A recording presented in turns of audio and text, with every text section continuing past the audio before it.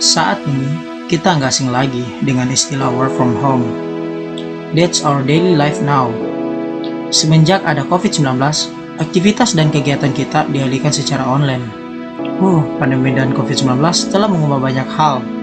Sedih sih, tapi ya mau gimana lagi. Dulu, kalau kita mau kerja atau ke kantor, kita harus bangun pagi untuk siap-siap. Kadang buru-buru karena telat bangun, belum lagi kalau di jalan macet. Tapi sekarang, tinggal nyalain komputer, jadi deh. Tapi, tahu gak sih, ternyata WFH ini bukan konsep yang asing bagi beberapa orang yang bekerja di kantor elektronik. Apalagi perkembangan teknologi yang sangat pesat. Tiap hari selalu aja ada inovasi baru. Nah, kantor elektronik ini salah satunya guys. Dengan kantor elektronik juga, kita bisa kerja di mana saja. Nggak perlu masa transportasi online, nggak perlu mikirin waktu yang dibuat di perjalanan, dan nggak perlu macet-macetan di jalan.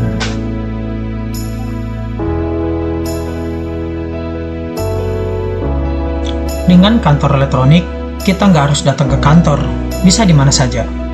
Kegiatan kantor juga bisa dilakukan di kafe sekalipun. Bisa ngerjain tugas kantor, meeting, dan lain-lain. Kita hanya perlu perangkat komputer atau mobil kita, koneksi internet, dan aplikasi-aplikasi pendukung lainnya.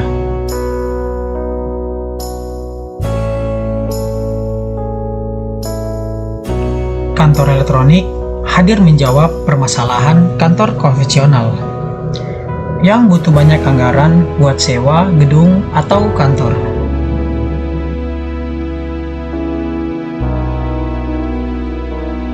Dengan begitu, kita bisa menghemat waktu dan biaya kita.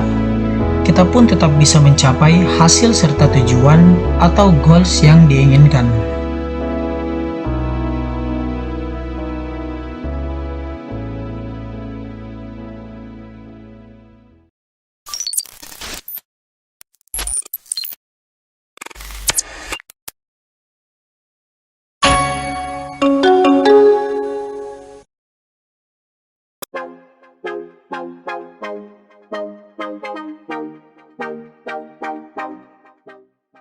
Perkenalkan, nama saya Muhammad Ikhwan dengan NIM E1S1200082.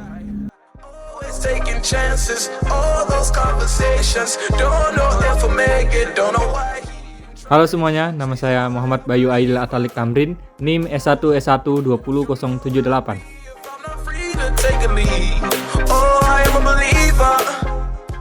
Halo, perkenalkan nama saya Wodeka Febrianti dengan NIM S1S1200022.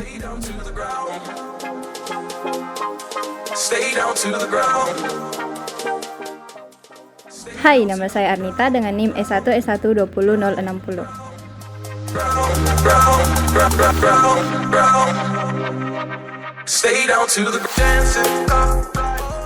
Hai, gue Febriansyah, Stanbook S1S1200068.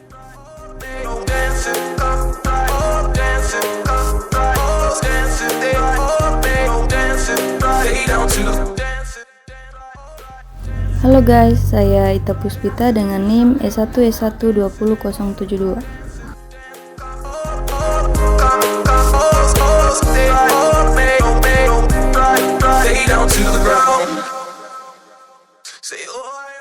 Dan saya Nabila Salsabilah, NIM S1S1200044.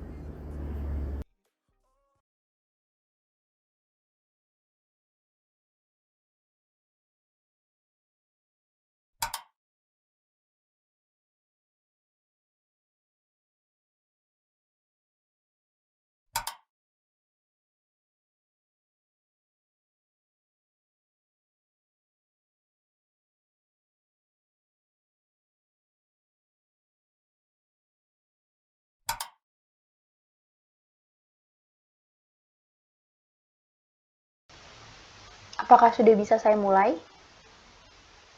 Iya, silakan. Baik.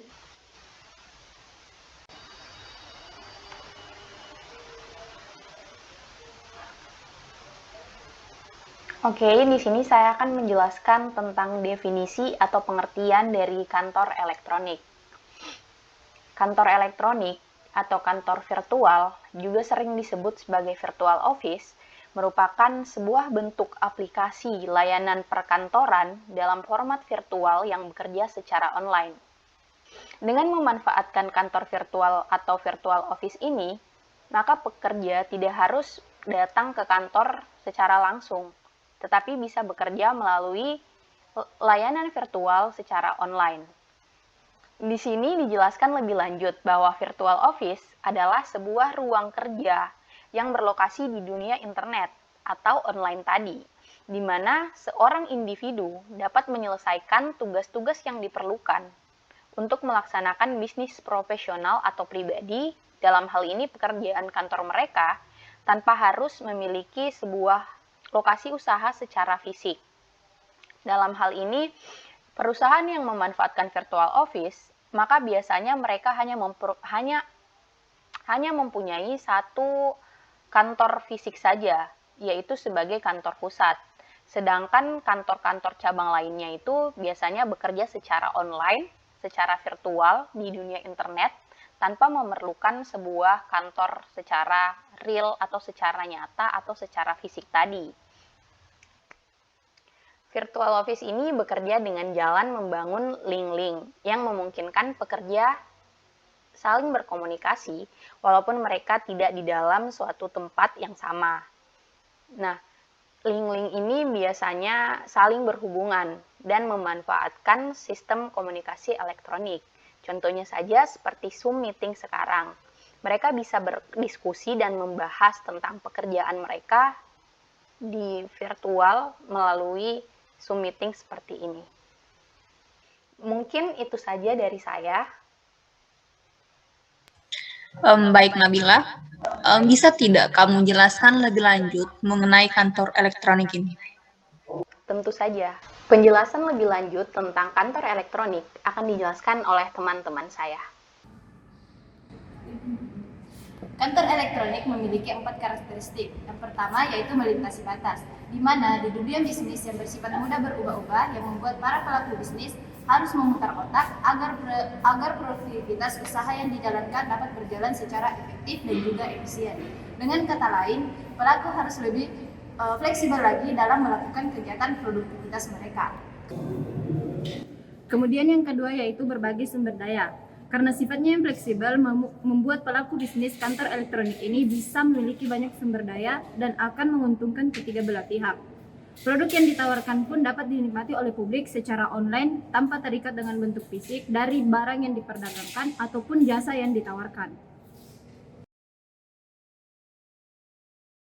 Kemudian yang ketiga adalah wilayah yang tersebar, atau dengan kata lain, produktivitas dan aktivitas kerja tidak tergantung pada wilayah dan waktu, sehingga dapat terjadi aktivitas kerja tanpa henti selama 24 jam di wilayah yang berbeda. Kemudian yang terakhir adalah anggota yang tidak tetap. Karena sifatnya yang mudah berubah-ubah dan juga fleksibel tadi, sehingga anggota dalam kantor elektronik ini relatif tidak tetap. Dalam melakukan sharing research, banyak orang dapat berhenti begitu saja ketika tujuan mereka telah terlaksana. Dan banyak juga anggota baru yang bisa berdatangan dengan tujuan-tujuan mereka yang baru.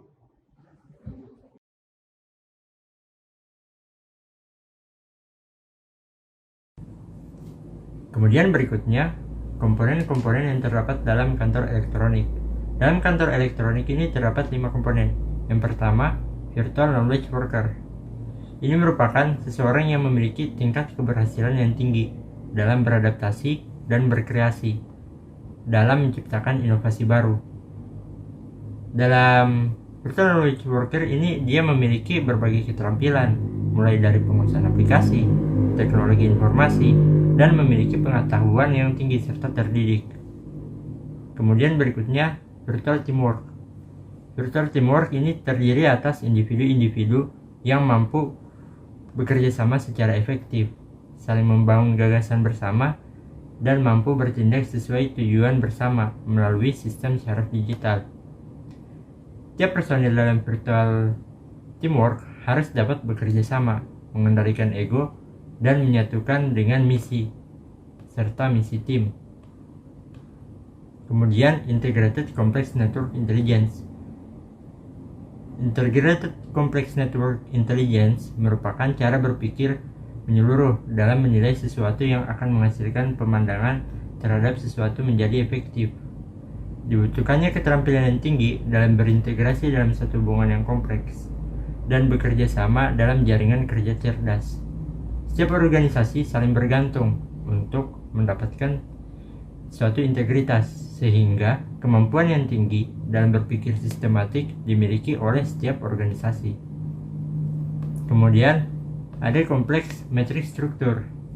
Dalam struktur ini tidak terdapat hubungan komando. Kolaborasi yang seimbang terjadi pada tiap-tiap unit dalam organisasi. Di struktur ini tidak terdapat pihak yang memerintah atau diperintah oleh pihak lain, sehingga dapat dikatakan bahwa struktur tersebut adalah struktur yang sangat terbuka, fleksibel, nyata, dan tanpa dinding. Terakhir, yaitu Faster Learning Organization. Tiap personil dalam organisasi virtual harus mempunyai kemampuan beradaptasi dan proaktif terhadap lingkungan yang tinggi. Pengetahuan yang selalu diperbarui melalui teknologi informasi yang canggih membuat organisasi ini disebut dengan organisasi yang memiliki kecepatan belajar yang sangat tinggi.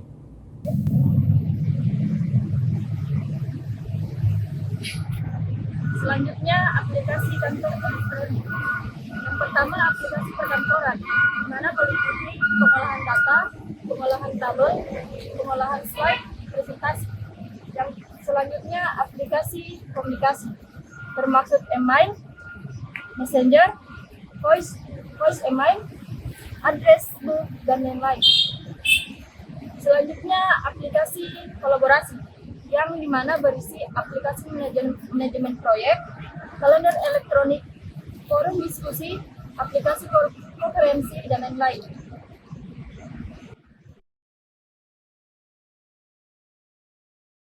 Oke, materi selanjutnya yaitu perusahaan yang membutuhkan kantor elektronik. Yang pertama itu ada retail. Seperti yang kita ketahui, bahwa pada era ini kebanyakan pengguna internet telah memilih untuk berbelanja online. Sektor retail sudah mengurangi tradisional sales dan lebih fokus terhadap e-commerce menggunakan cost per click strategi. Peningkatan online store yang cukup signifikan menggiring toko-toko tradisional memiliki sistem berbelanja online, sehingga semakin banyak pegawai mereka bisa ditempatkan di rumah atau work from home. Kebanyakan pekerja ini menggunakan jasa virtual office untuk melakukan proses transaksi dan berkomunikasi dengan pelanggan. Yang kedua yaitu teknologi. Kebanyakan perusahaan teknologi mengambil keuntungan dari remote working seperti web designer, video game designer, dan lainnya. Mereka tidak butuh tradisional office. Dan dengan layanan gratis seperti Skype, segala urusan panggilan masuk hingga konferensi video dapat dilakukan dengan hanya klik of a button. Yang ketiga, industri rumah dan startup. Startup dan industri rumahan yang lainnya sangat membutuhkan jasa virtual office dengan tujuan meningkatkan eksistensi perusahaan mereka pada suatu lokasi tanpa harus mengeluarkan biaya untuk sewa tempat kantor dalam jangka waktu yang lama. Dan yang terakhir yaitu perusahaan yang sedang tes pasar. Ketika setiap perusahaan multinasional mencoba melakukan tes pasar dan ingin menghemat anggaran tanpa harus menyewa kantor fisik dalam waktu yang lama, mereka biasanya menggunakan virtual office untuk menempatkan cabang mereka di negara tersebut dan mencari data apakah negara tersebut layak untuk dijadikan pasar atau tidak. Selanjutnya, kita akan membahas mengenai bidang aplikasi sistem informasi perkantoran. Sistem informasi teknologi dibutuhkan dalam manajemen perkantoran modern dalam menjalankan aktivitasnya, yaitu untuk mencatat segala transaksi yang terjadi dalam kegiatan perkantoran tersebut. Selain itu juga, untuk mengolah data-data transaksi tersebut sehingga menjadi informasi yang lebih berguna berbentuk laporan. Nah, penerapan aplikasi perkantoran elektronik ini tuh merupakan salah satu solusi untuk meningkatkan efektivitas dan efisiensi pelayanan administrasi guna meningkatkan kinerja organisasi. Nah, aplikasi perkantoran elektronik ini juga memiliki kemampuan untuk menyederhanakan dan mempercepat proses pekerjaan serta menghasilkan informasi yang cepat dan akurat. Kenapa demikian? Karena aplikasi perkantoran elektronik merupakan program komputer untuk mengganti proses administrasi yang berbasis manual ke proses berbasis elektronik dengan memanfaatkan teknologi informasi serta jaringan komputer.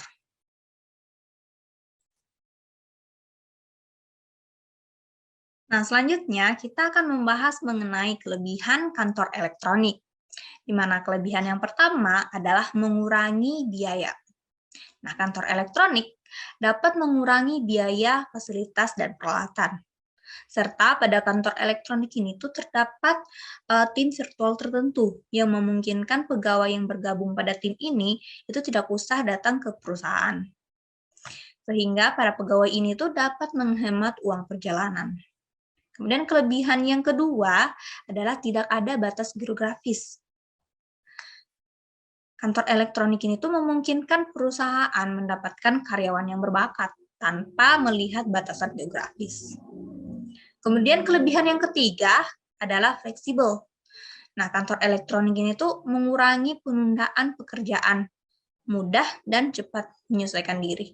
Kenapa? Karena para pegawai diberikan kebebasan untuk menggunakan waktunya itu dengan sebijak mungkin. Kemudian kelebihan yang keempat adalah kontribusi sosial, di mana kantor elektronik ini tuh memungkinkan perusahaan mempekerjakan pegawai yang tidak memiliki peluang kerja di tempat tinggalnya. Namun, perusahaan elektronik ini tuh memiliki juga kelemahan, di mana kelemahan yang pertama adalah kesulitan komunikasi. Kenapa? Karena tidak adanya interaksi sosial antar pegawai menyebabkan kesulitan dalam mengolah kinerja tim. Jadi untuk kerjasama tim itu sangat kurang untuk kantor elektronik ini. Kemudian kelemahan yang kedua adalah perbedaan zona waktu. Nah, tidak adanya batasan geografis itu menyebabkan perbedaan waktu. Dan kelemahan yang ketiga adalah rasa tidak memiliki. Kenapa? Karena pada kantor elektronik ini tuh kan terdapat beberapa pegawai yang masuk dalam tim virtual. Artinya dia itu tidak perlu bekerja di kantor, bisa bekerja di rumah. Hal ini tuh menimbulkan berkurangnya perasaan menjadi bagian penting dari suatu organisasi. Kemudian kelemahan yang keempat adalah semangat kerja rendah, karena tidak adanya interaksi berupa umpan balik.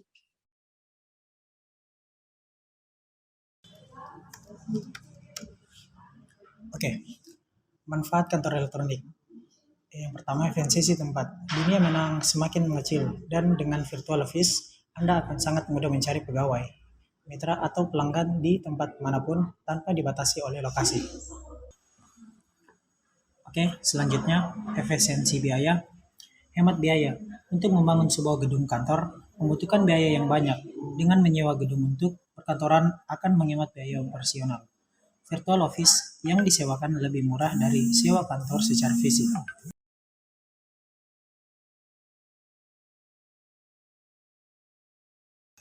Oke, selanjutnya efisiensi waktu. Manusia menghabiskan banyak waktu di jalan dan waktu yang hilang tidak bisa dikembalikan.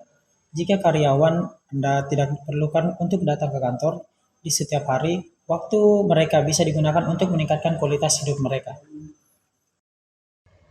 Nah, selanjutnya adalah contoh kasus kantor elektronik, yaitu Gojek. Gojek merupakan sebuah perusahaan teknologi asal Indonesia yang memanfaatkan aplikasi sebagai media pemesanan untuk memudahkan konsumen dalam hal pemenuhan kebutuhan transportasi. PT Gojek Indonesia merupakan sebuah perusahaan swasta penyedia jasa berbasis teknologi, di mana Gojek Indonesia itu memiliki website gojek.com. Perusahaan Gojek berdiri pada tahun 2010, didirikan oleh Nadien Makarim. Gojek sendiri memanfaatkan virtual office, di mana Gojek ini hanya mempunyai satu kantor fisik atau satu kantor pusat yang berpusat di Jakarta Selatan, DKI Jakarta. Sedangkan kantor cabangnya bergerak secara virtual. Gojek tidak memiliki alat produksi berupa sepeda motor dan tenaga kerja atau pengemudi yang menjadi pokok bisnisnya. Tapi, mereka bermitra dengan para tukang ojek yang mempunyai kendaraan untuk bekerja sama membuka pasar baru, di mana pengendara ini merupakan pemilik kendaraan tetap otonom atas pekerjaannya dan alat produksi yang dimilikinya.